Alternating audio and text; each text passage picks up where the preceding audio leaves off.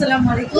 আমি doctor Nazrana Fatema, homeopathic physician শিফা homeo সেন্টারের পক্ষ থেকে আপনাদের সবাইকে জানাচ্ছি আমার আন্তরিক অভিনন্দন। আশা করি সবাই ভালো আছেন।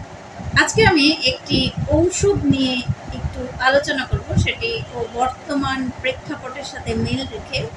যদি কোনো হোমিওপ্যাথিক চিকিৎসক বা যারা শিখছে সেই সব শিক্ষার্থীরা বা নতুন যারা ডাক্তার হয়ে বের হবে বা বের হয়েছে, এই ভিডিওটি আপনারা যদি সম্পূর্ণভাবে দেখেন, এই ওষুধটি সম্বন্ধে আপনাদের কখনোই কোনো ভুল হবে না বা আপনারা কোনোদিনই এটি ভুলে যাবেন।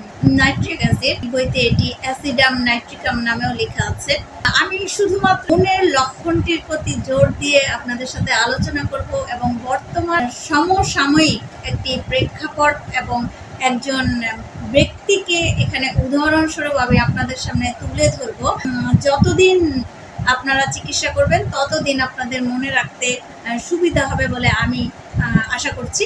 তো নাইট্রিক অ্যাসিডের মনোলক্ষণটি অ্যালেন স্কিনোটের 202 নং পেজে বলা আছে।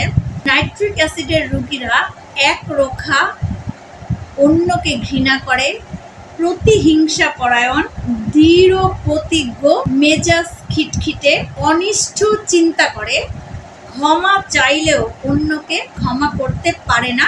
এম ভট্টাচার্যের বইয়ের 18 নং পৃষ্ঠায় এই নাইট্রিক অ্যাসিডের মনের লক্ষণটি দেখি। রোগী অত্যন্ত রাগী, অবজ্ঞাশীল, দুষ্টমতি, প্রতিশোধ প্রবণ এবং ক্ষমতাহীন, ক্রোধের বশে যা খুশি তাই করে বসে।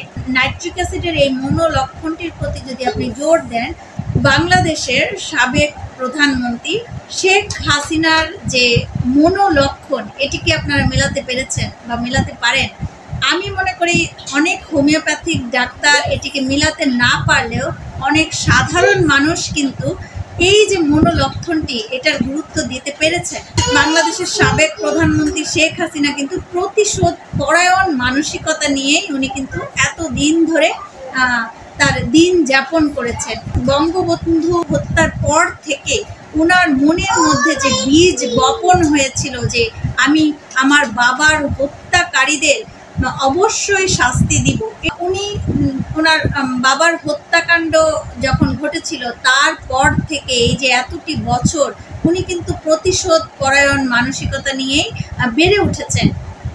এখন ওনার হয়তো জ্বর এসেছিল, ঠান্ডা লেগেছিল, কাশি হয়েছিল, বা কখনো ওনার ফিস্টুলার সমস্যা হয়েছিল, পাইলসের সমস্যা হয়েছিল, অথবা ফিশার হয়েছিল, অথবা ওনার গলক্ষত হয়েছিল, কুইন্সি হয়েছিল, বা টাইফয়েড জ্বর হয়েছিল, ম্যালেরিয়া জ্বর হয়েছিল, মুখের মধ্যে কোনো ক্ষত হয়েছিল, চোখের রোগ হয়েছিল।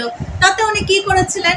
অন্য কোনো প্যাথিতে অন্য কোনো চিকিৎসা গ্রহণ করেছিলেন, কিন্তু সেই চিকিৎসা ওনাকে শারীরিকভাবে কিছু দিনের জন্য সুস্থ করেছিলেন ঠিকই, কিন্তু যেহেতু হোমিওপ্যাথি ছাড়া অন্য কোনো প্যাথিতে এই মনোলক্ষণের গুরুত্ব দেয়া হয় না, সেক্ষেত্রে তিনি তার যে প্রতিশোধ পরায়ণ মানসিকতা, এই মানসিকতা থেকে কিন্তু উনি বের হয়ে আসতে পারেননি।